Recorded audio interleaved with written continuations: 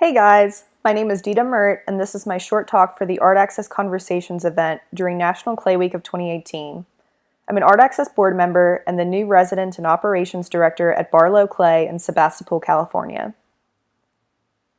This is me post-tooth extraction. This is me in an attempt at being mega serious. This is a blind contour drawing of me done by my pal Maggie. This is me as a little tyke showing off my Michael Jackson moves. And this is me when I'm hungry. I like to start off my presentation with these images to show that I, along with most people, are multifaceted, and there's many experiences and things that make us who we are. I was born and raised in Cincinnati, Ohio, as the first-generation American citizen of my family. This is a shot of Cincinnati overlooking the Ohio River and downtown Cincinnati from the Kentucky and Ohio border. I often call this area Cincinnati. But my immediate family immigrated to the United States from Turkey about 35 years ago. So pictured here are some of the objects my parents brought from Turkey, which include Iznik pottery and wool and silk rugs.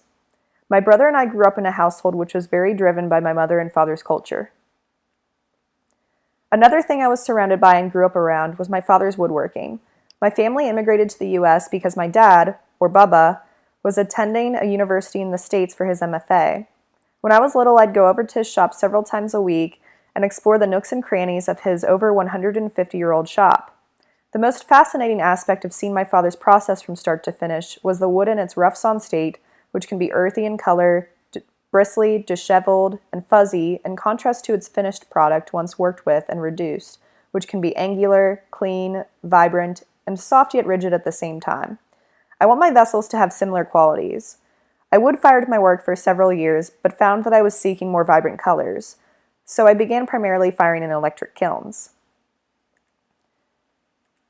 Typically with smaller work, I make thick slabs that I then pinch. Using what I call leftover slabs, or the bits and pieces that are too small to be made into vessels through that technique, I coil and pinch larger work. Because I am heavily pinching the clay, I release most air pockets, so I don't wedge. This allows me to save my wrists for pinching rather than wedging. I use a blowtorch to speed up the drying process so I can finish the piece at a quicker pace.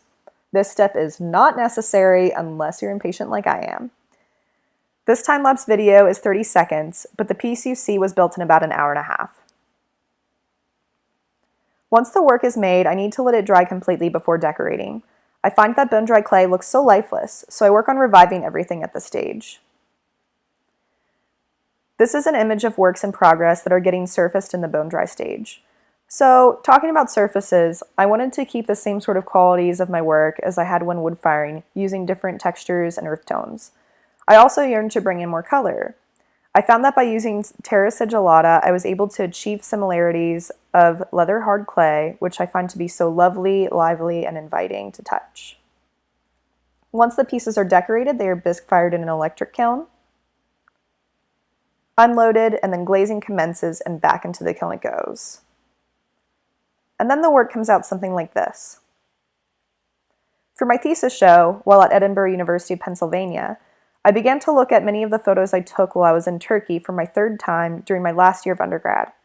I took this most recent trip because I wanted to know more about where my family came from, so I spent a month traveling from city to city, visiting the museums, studios, seeing friends and relatives, and just living in this sort of familiar-to-me country.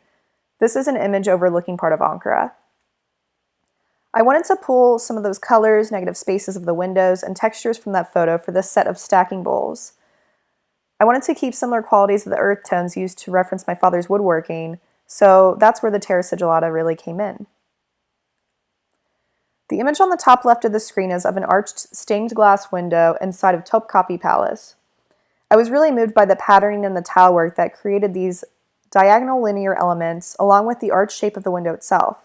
So in this mug I'm referencing both those elements, but in a more regular way, using what I like to call chocolate sprinkles and sunrises. The sunrise, or arch of gold, also references kiln arches.